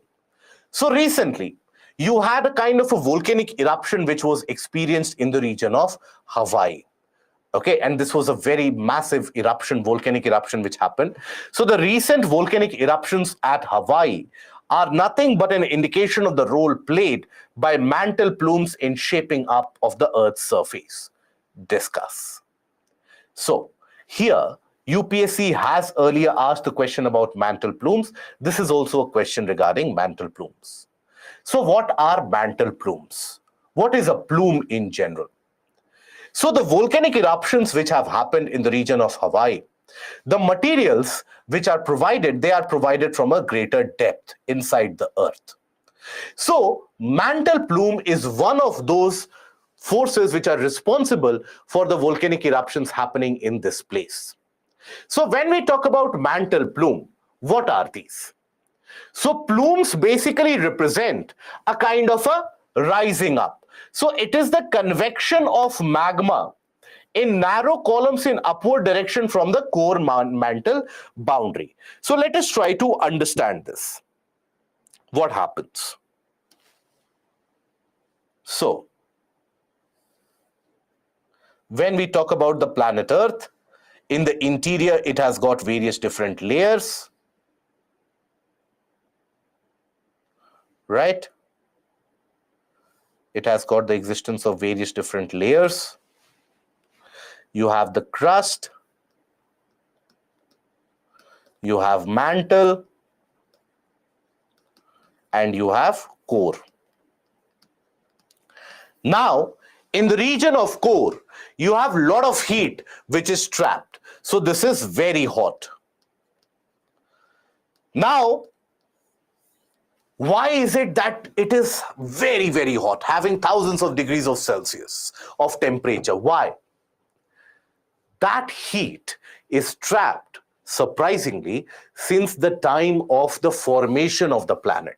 When the planet was getting created, as in the initial stages, it was in a molten ball of mass. From that, it got converted into the planet Earth that we see. So since that point of time, a lot of heat has been trapped in the interior of the Earth, what we refer to as residual heat. Residual heat which is trapped. So this residual heat which is trapped in the interior, time and time again, gets supplied, or basically is supplied from certain areas. Now when this heat is supplied, it starts melting the mantle. The mantle which is otherwise in a solid state, due to that excess heat which is supplied, mantle starts to melt. And in that region, the molten portion of mantle, it starts traveling upwards in a kind of a plume-like fashion. Observe this. Now, all these molten materials, they end up accumulating in the region of the upper mantle. Accumulation of molten materials or molten magma. And thereby, these molten materials eventually, they erupt to the surface in the form of a kind of a volcanic eruption. So you would observe that basically when we talk about the mantle plume, that mantle plume supplies molten materials. Supplies molten materials.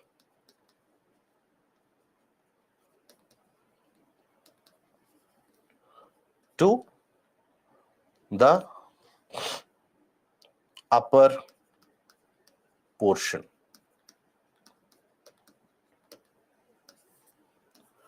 it ends up supplying molten materials to the upper portion, and thereby these molten materials then erupt. This is the region of Hawaii that you have in the Pacific Ocean. Right, Hawaiian Islands are situated in Pacific Ocean. So that is why these are the areas where you have frequent volcanic eruptions which happen, because the molten materials, they are provided from the interior of the earth, whereby the earth, all it is doing is it is releasing heat from the interior. Where does that heat come from? That heat comes from the time when the earth was getting created. Since that time, as the outside surface solidified first, it managed to trap a lot of heat inside. So that is the heat which gets released from various different places in the form of mantle plume. Now, when you have the mantle plume which is in existence, it can always lead to volcanic eruptions. Example of such volcanic eruption, you can think about in Hawaii, Hawaiian Islands. You can think about in the case of Reunion Islands. Yes, very good. Reunion Islands, where? In the region of Indian Ocean. Yes, in this question, diagram is to be drawn. Absolutely, yes. Right? So, you have to talk about what is a mantle plume in the portion of the introduction itself, if possible, and you have to draw the relevant diagrams and you have to explain the process. So in the introduction, provide the detail about mantle plume and their existence in certain regions of the planet. These mantle plumes are responsible for the recent volcanic eruptions which have happened in Hawaii. Now in the body, discuss about the origin and the formation of the mantle plume. Now, origin of the mantle plume. Mantle plume can exist or can originate from the core mantle boundary or from the portion of the mantle in itself in the region of asthenosphere. So can originate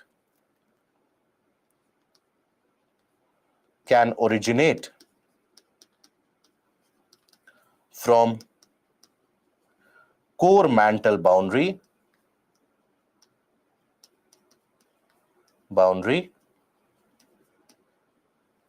or from asthenosphere. Okay? You draw the relevant diagrams and thereby highlight the role played in volcanic eruption. So creation of a series of volcanic landforms can be done in the case of the mantle plume. In that area, in the interior, you can have multiple different types of mantle plume and multiple different types of materials provided in the magma chamber, which can continue to erupt for a longer period of time. Even after the landmass has moved over a region, still in that area, eruptions will continue to happen. As a result of that, oftentimes you have a chain of volcanic mountains or volcanic landforms created. For example, if you take a look at this image, all these different islands that you see, all of that has basically been created because the eruption has been happening here. It is just a different matter altogether that the top of the landmass, that is prone to shifting. The plates, they are prone to shifting. So here you can give the example of the formation of Deccan traps in India. That is also ascribable to the mantle plumes which are present in the southern Indian Ocean. As India was moving to its present position, to 120 million years back, as India was separating from the region of the South Pole and coming to its present position, that is where it encountered this mantle plume, and you had the eruption which ended up creating the western portion of India that we see in the form of southwestern portion in the form of Deccan traps. So that is something which you can give as an example. Role played in plate tectonics can also be highlighted. Many of the times these mantle plumes, they induce a kind of a convective current in the region of the mantle, and due to the induction of that convective current, the plates, they move away from each other, towards each other, and can induce the existence of various different landforms. So that is how, with the help of a schematic diagram, you can explain it. Why I have picked up this question is because of the importance UPSC has been giving to this topic after 2015. Before 2015, you won't find many questions being asked from this area. After 2015, you will find an increased prominence paid by UPSC for this area. So for this area, I would advise you, understand the aspect of plate tectonics, understand the aspect of volcanicity, and this particular portion becomes very easy. and very scoring as well. Mantle plumes form a significant medium for the release of residual heat trapped inside the planet. While these influence the geological events on the surface, a further study is needed to be able to understand the past movements and formations in order to understand or predict the impact of these plumes holistically on the surface.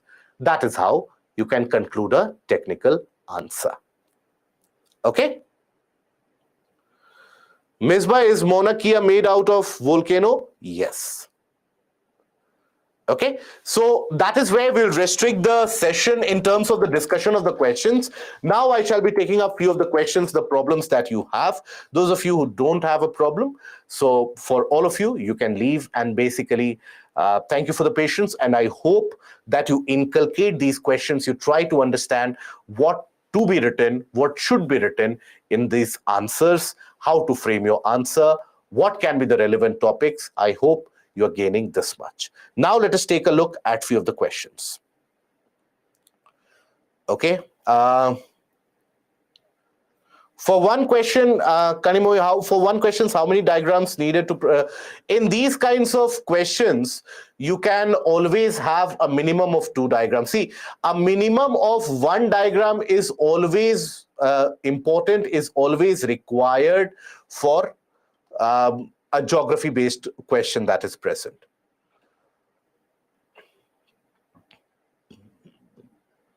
Okay. Haseen, with practice, it will automatically come, my dear friend. Is it happening in the region of Hawaii only? Why is it so? That is because in the region of Hawaii, underneath it, you have a mantle plume, which continues to supply molten materials. Is mantle plume present in the region of Barren Islands? Absolutely not. Okay. Misbah, you should try to write the answers.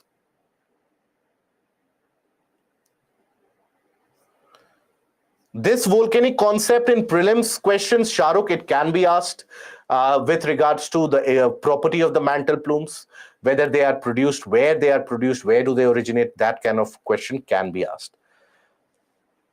Okay.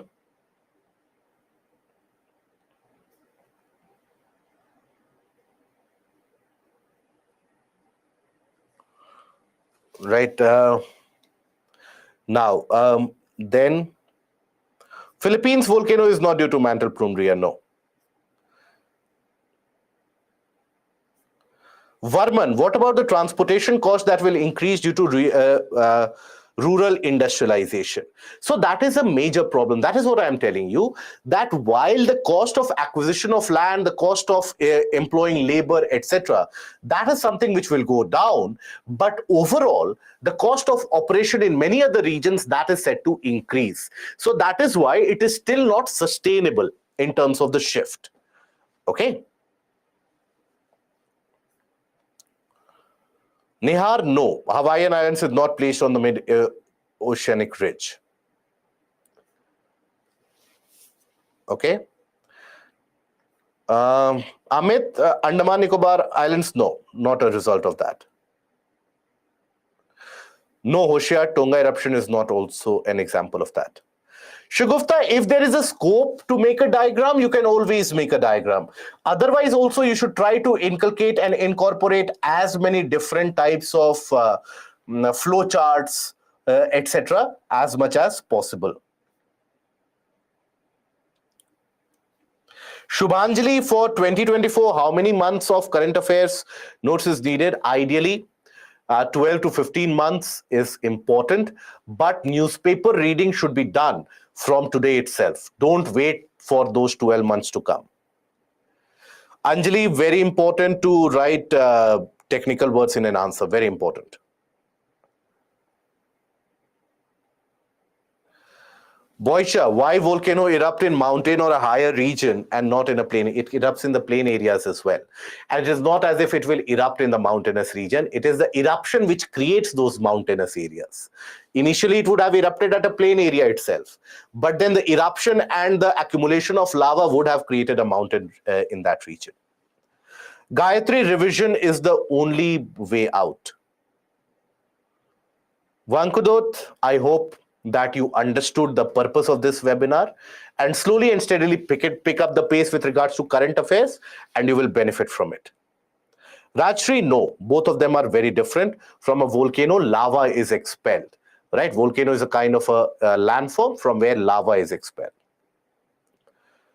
Can I write answers in my own words? Absolutely, yes. Absolutely.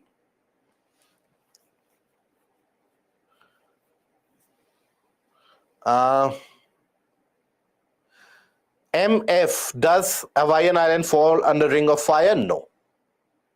Shahrukh, in rural areas, industrialized lead to, again, environmental disturbances. Yes, it can, but then see, now the setting up of a new industry in any particular region, you have to fulfill various requirements and norms, so you don't have that much of a leeway in terms of exploitation of the nature. But you have the other problems that you have to contend with.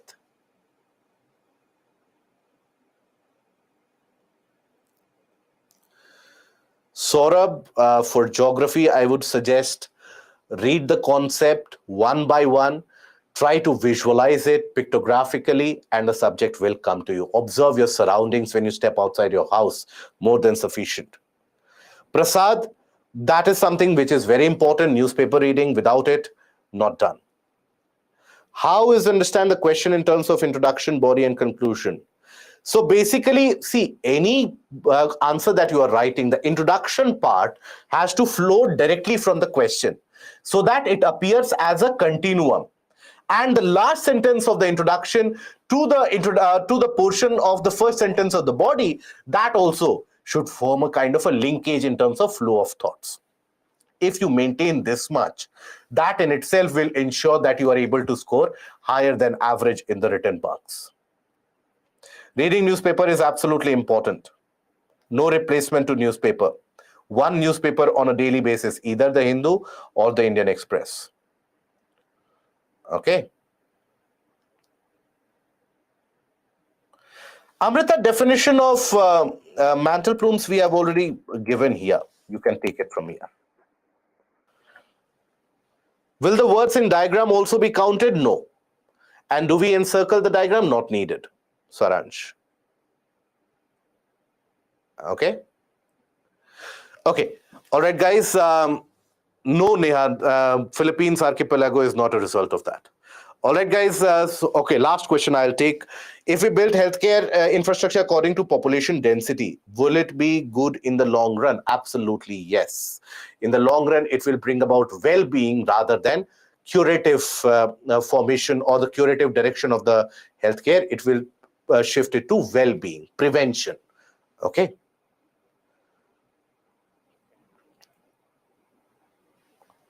Reading newspaper is always be more beneficial, always. 30 by 30 goal is basically, Akshat, where you have to take care of 30% of the land mass by the year 2030 in order to conserve it and also bring 30% of the degraded land back into a kind of a conserved area. Okay. Amrish, it will not take you much time. It will not take you much time. NCRTs, see, the NCRTs have been written keeping in mind the school-going kid. Once you have passed from the school, when you read the NCRTs, you'll find it very simple. Bhavna, whatever you do, newspapers should not be ignored. And Saurabh, is Manrega population? It is a population approach. Okay. Is there any chance of arising questions on COP15? Absolutely, yes. You can find a direct question being asked. So much is a probability, right? That is how important it is. In fact, tomorrow at 8 p.m., we are going to have an explained session on YouTube on that COP15, where we shall be talking in much more significant detail about the background of it, what this COP15 is, what does it mean for the future, everything. We shall be dealing with it tomorrow at 8 p.m. in YouTube Explained, so you can attend that. Okay. Right. Okay. Even though European Union is there as G20, why are individual nations? That is why I told you that is a kind of a remnant of the post-World War II order, where all the different countries, France, Germany, Italy, and UK, which are the independent members other than EU, you'll find all of them, they have been very dominant powers in Europe till the time of the Second World War. Since that time, Italy has basically deteriorated, but still it is independent member. Okay. Parv, the best way to approach a question, understand the meaning of it, the problem is solved. So thank you all for the very kind words that you have endowed me with. Thank you all for the patience. Any questions, if at all, have not been answered, please don't worry. Write to us. Send it over by a mail. Any portion which is not answered, any portion which you have not understood, it is our prerogative to provide you with the solution. So write to us at Target IAS. Feel free to contact our mentors. Write to me, whatever, but get your solutions for the problems that you have. So till we meet again, do take care of yourself. Enjoy this journey. Goodbye and have a good night. Thank you.